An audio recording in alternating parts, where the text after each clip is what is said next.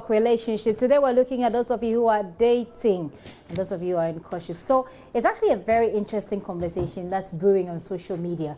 It's a debate going on between popular movie producer Leila Jansi and musician Coded over what roles should be played in relationships, not marriages, relationships, as in dating, courtship, etc.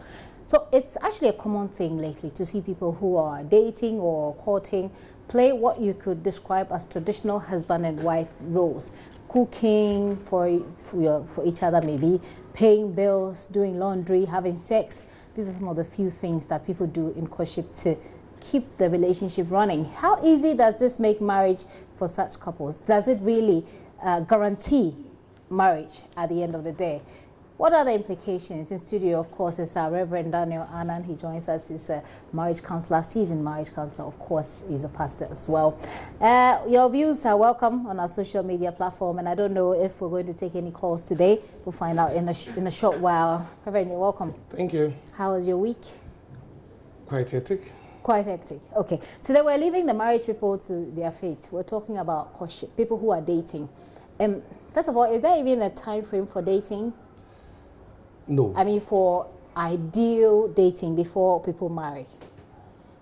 The issue about time is relative because it's about the content, what you do within the period. Okay. So some dating or some courtship could take a year, some could take 6 months. Exactly, 6 months is what I've heard. Yes, but the but 6 is it a months, good what thing? do you do with it? That's Well, you get to know the person. How?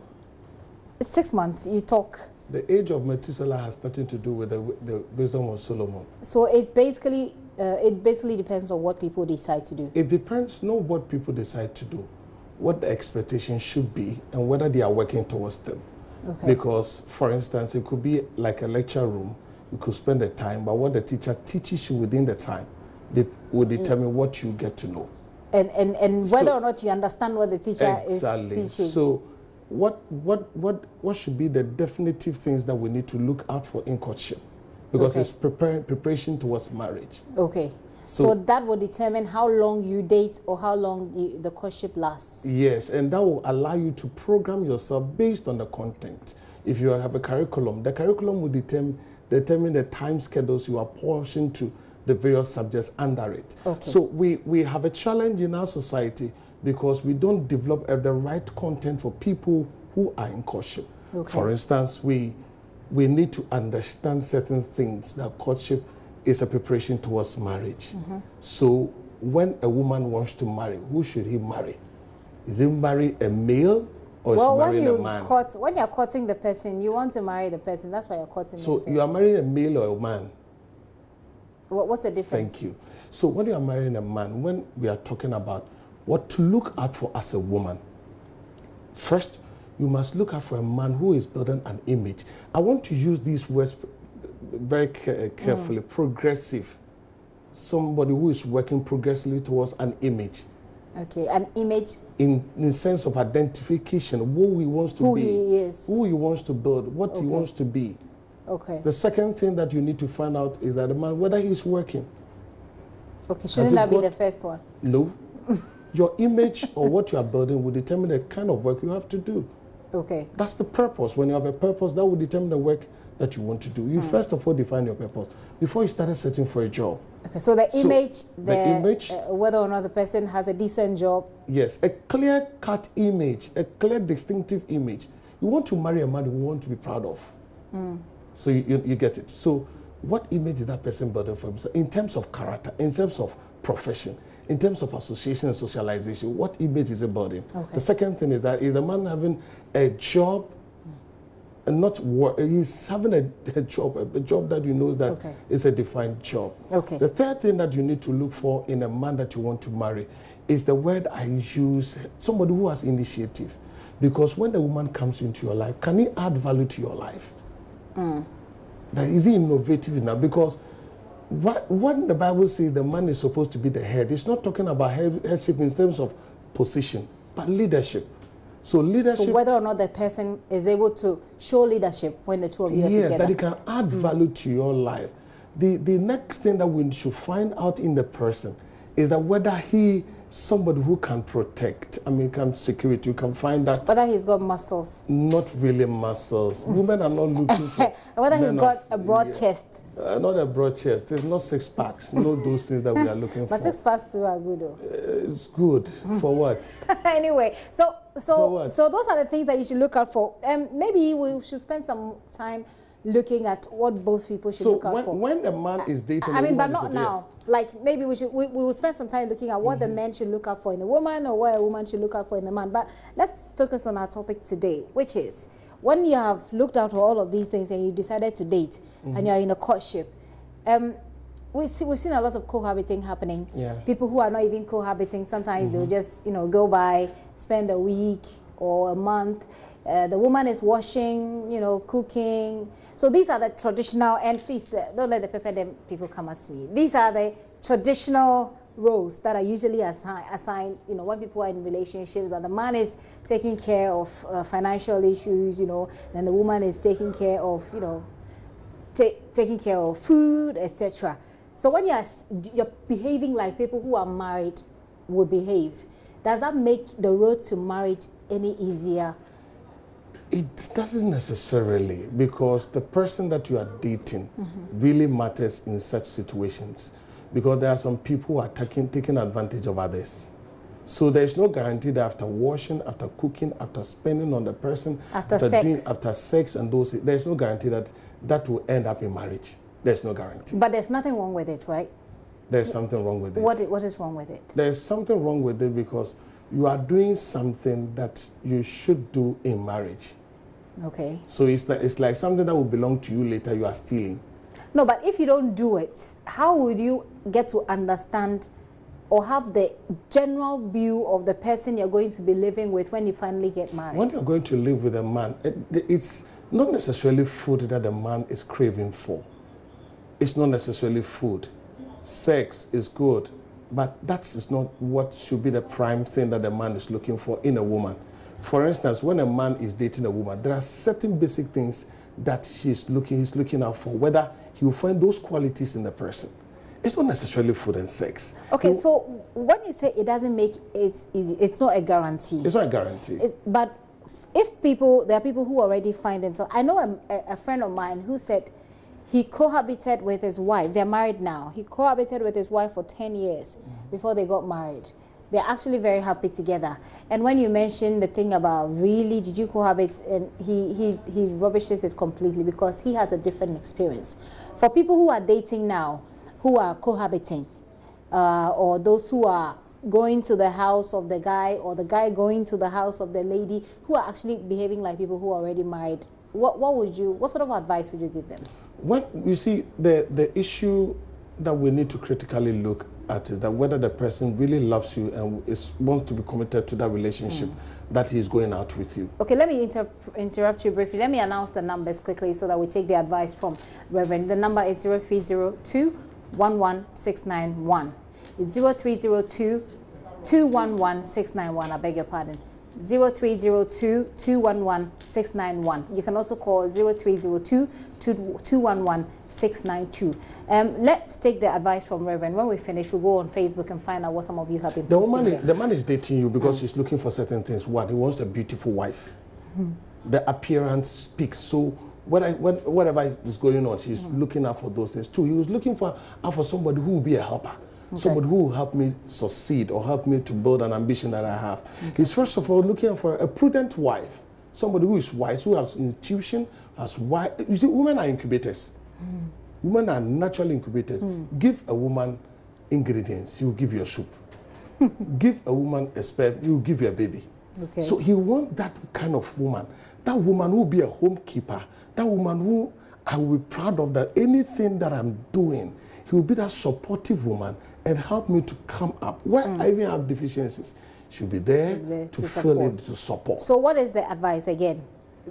Briefly, give us an advice. I mean, I don't. What would you advise? What would you say to people who are in such a relationship, cohabiting, doing what married people do, etc.? It is especially if they're hoping to get married. Yes, I've seen people who have broken hearts and broken leg and broken nose. because of this, because they invested, they spent everything hoping that I know of a certain girl, I'm so passionate about it. She did everything. She nearly had a mental breakdown because she knew this one is my own. It was a done deal. But her friend took it from her. So your advice is that it's not what actually it is that doing such things doesn't guarantee you. So what do you have to do? Build your capacity well as a woman. Build your capacity well as a man. Let us begin to engage, interact, and begin to do those things. Be sure of what's going to happen. Exactly. And so get to know each other better rather than exactly, because there's no guarantee. Like, it works for some people, but it doesn't work for all. I'm sure people have a lot of questions for you, and we'll take your response on that. Let's, on Facebook, these are some of the comments. Amankwapesi says, so many men think women want money, cars, and gifts, but the right women want a man's time, efforts, passion, honesty, which I like, loyalty, smile, and him choosing to put her as his priority. Aloysia says, great thought. And Justice Kweku said, there are men who can afford what you have mentioned. Only few women want that. A greater number are searching for things, and the man who have the things haven't got what you stated. That's very interesting. Boateng is calling us from Kaswa. Boateng, you have any questions for Councillor? Yeah, okay, not necessarily a question. I just want to contribute. Very well, please go ahead. Yes, thank you. With the issue of having a taste of sex, you need to know how it feels. I disagree with it. You know what? So, for instance, if in the case of dating and the man doesn't marry you, it means that he has just enjoyed you and just left you. So, for instance, if you're going to date about 3 guys before he bless you with a responsible one, it means that all the 3 guys are going to just have sex with you. So you think? Finally arrive at. So you have an advice for people who are having sex when they are dating that they should stop? It is totally wrong. Okay. Boateng, thank you very much for your contribution. Rafik Adam is calling us from Wa. Rafik, it seems like there are lots of Rafiks in Wa. What are your thoughts? Do you have any questions for Councillor? No, it's a contributing. Sorry, go ahead. It's a contributing. Oh, please go ahead. Okay, I disagree with the idea that a woman dating a lady, the lady cannot go to the man's house and cook or wash a thing. No, there are sometimes when you are dating, the lady comes to your house and you fall sick and you have dirty clothes there, your house is dirty. You know, these are the time that the woman is supposed to show her womanhood. So you don't see anything wrong with it, but you're saying that when you're sick, what if you're not sick? Well, if you're not sick, it's also an opportunity for her to also come weekends and show you that you can cook. You know, every man cannot cook a woman, cannot marry a man that cannot cook. Okay. So as far as you're concerned, cooking, doing all of those things, behaving like you're married, it's fine. It's fine. Oh, okay, Rafik, thank you very much for your thoughts. I'll come to you, Councillor, but let me take some more comments here so that you speak to that as well. This is a very interesting comment. It says, the men who are honest, the men who prioritize women, the men who show women that they care about them don't have the things that the guy is mentioning. They don't give the cars, they don't have the cash, etc. Linda Bell Amma said, it is called work and pay. Madam, I see. Okay. Serum says no. It makes it more difficult. Courtship isn't a guarantee to marriage. Just like you were saying. Yes, there are 5 communications that you need to do. Communicate in love. You must have quality time. You must have that affection for the person. You must be sharing gift and those things. There are certain things that you could do whilst you are dating. Are you saying that these are the things that, for example, let's speak from a woman's perspective. Okay. These are the things that a woman should look out for in a courtship that should give her the assurance that it will lead to marriage? 1, the person accepts you. 2, the person appreciates you. The person values you. The person is committed to you and committed to the relationship. When I say committed to the relationship, you will see certain signs, whether the person is really in to stay, or he's today on, or tomorrow is off. When How do you know? If you say today on, today off, is it today is in a relationship, or tomorrow is off? Yeah, it's mood swing. No, but mood swings are normal. Not really mood swing. I mean, you and I, we have dated before. Today he is communicating with, all of a sudden he just the communication breaks down. Breaks down. He's not giving you straightforward exactly, answers. Then later on he comes back when. Then so that's a red flag. It's a red flag, straight. Okay. Rahman is calling us from Tamale, Councillor. Rahman, Councillor is listening. Yeah, thank you very much, Gifty. Yeah, to be honest with you, my suggestion or contribution to this idea is that Gifty, it's not advisable for a man to have, access to a lady, dating her before marriage. Okay. It's never advisable at all. So how do you get to know the person? We must go by the prescription of what the Bible or the Quran says. Okay, so you stay away, she stays away. When you're married, when you're ready, you just come together and you marry. That's it. You marry her. Okay, okay. Thank you very much. Okay. Okay. Because I'm saying this because one of the causes of today you hear a woman married, the next day the marriage is broken. It's due to the fact that you have given yourself up to men dating. So you think that behaving like married people in courtship is one of the main causes of divorce?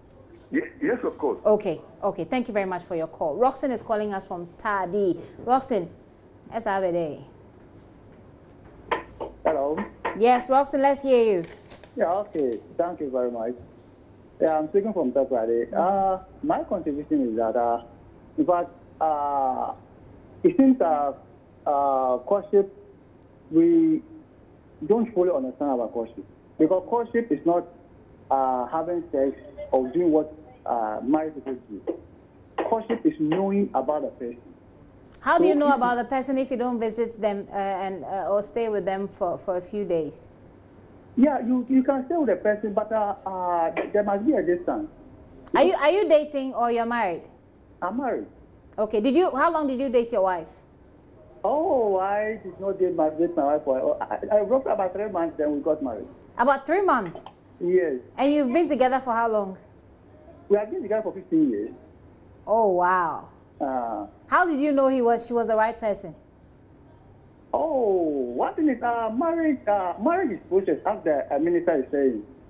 Yeah, marriage is process. No, but within the 3 months, how did you know that she was the right person to marry? Well, really, I had belief in her. I had belief in her that really to be the one to do it. Okay, okay. Yeah. Roxanne, thank you very much for your call. Okay. Let me take my very final call. I will be wrapping up for sports very soon. Johnson is calling us from Dadia. So, Johnson. Yes, thank you, Gifty. Johnson, are you dating or you're married?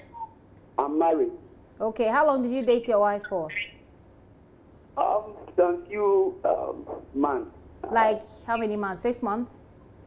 About 11 months. 11 months? Yeah. Was she staying with you? Was she cooking for you? And were you guys having sex before? Not at all. Not at all. So she was sitting here somewhere. You were sitting here somewhere. And then you came. Okay. Do you have any question for Councillor or any contribution? Please go ahead. Yes. You see, if we agree to what the Bible says, that marriage is an institution, then, like academic institutions, you need not to enter into the institution before you get to know what exactly the institution has to offer you. Okay. All that you need is to know that there are prerequisites. You need to know basic things to enter into the institution. Okay. So that is my take. So I want Reverend to emphasize on some of these things. To emphasize on them. Okay. Enter into it. Just get the basic things that you need to enroll into the institution. Thank you very much. Thank you very much for calling. That's our last call. I will be wrapping up very soon. Councillor, you've heard all of them. Everybody seems to be talking from a very religious perspective. But we're all not religious people. There are people who don't believe in the Bible. There are people who don't believe in the Quran. Yeah, sure. So if we're not talking Bible, we're not talking Quran, we're not talking religious, is there anything wrong with it? Bible or Quran, we have to be realist. They all fit into the same thing. When you are married, there are 3 things we need to be very careful about. Counseling is of great necessity. And the counselor, the person that you are going to for the counseling, the content is very, very necessary. It's true. when you are in a relationship, whether you are visiting or not visiting, one of the key things that we need to look out for whether the person is trustworthy. If you don't work on trust, for instance, what usually causes these breaks in marriage and infidelity in marriage is that whilst we're dating, we're having sex. So when there is any mishap or certain things, you begin to suspect. Because you know that it's easy for this person to have sex outside marriage. Exactly. So if you don't build trust through truth, transparency, and reliability, if you don't build trust there, then you begin to have a problem. The third thing is that we need to understand who a woman is and who a man is. We are different people, so that we'll be able to understand and study well. So when you have proper understanding of what the marriage institution is, then you begin to enter in properly. Okay, so first of all, you should even understand what you're looking out for and understand what the person is looking out for before you start dating, well, because before you even start cooking. You are going to stay with a man. So what together. Is he looking out for? He's not looking out for the cooking first. So you think you are doing the right thing. But I know people who have also, you know... So the man knows how to cook.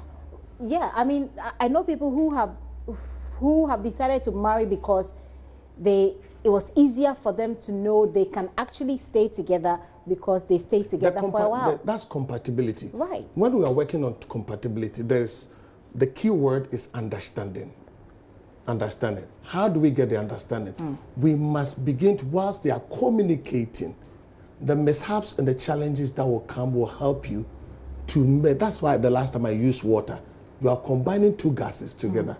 When you begin to work with understanding, have that patience and tenacity to work, marriage is beautiful.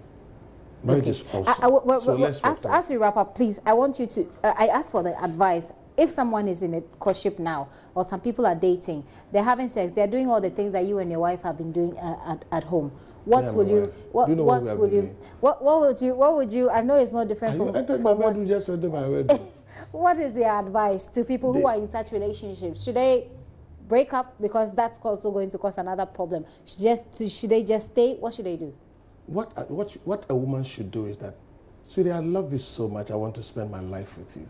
But I've come to realize that there are certain things we need to put, the right blocks that we need to put in place before we commit ourselves. Come here again. So what I want us to do is that let us begin to stay out of these issues and let's begin to work towards our union, the things that can bring us together. And we will need to do that so that we'll have that peace and joy and the happiness that God is coming to bless our marriage. You don't just quit. Men don't just take it. You appeal to the conscience of the man. If I just say this to a man, he probably will think I found someone else. No. It's about the aftermath, what you do. After that. You still be communicating, you still be calling, you still be asking, how are you doing? You still be sending the text message. You still visit, but you not sleep there. It's dangerous. Because when you pray about sex, it won't work. In fact, the day you pray, you have more sex. Because the Bible says you should flee. Okay, so you're going to have to find a way of, quitting, the thing, but what? It's really up to you. I mean, as in, the visiting and behaving like you're a couple when you're not. It's up to you really to take the decision. We have the conversation, so we'll give you thought-provoking, perspectives.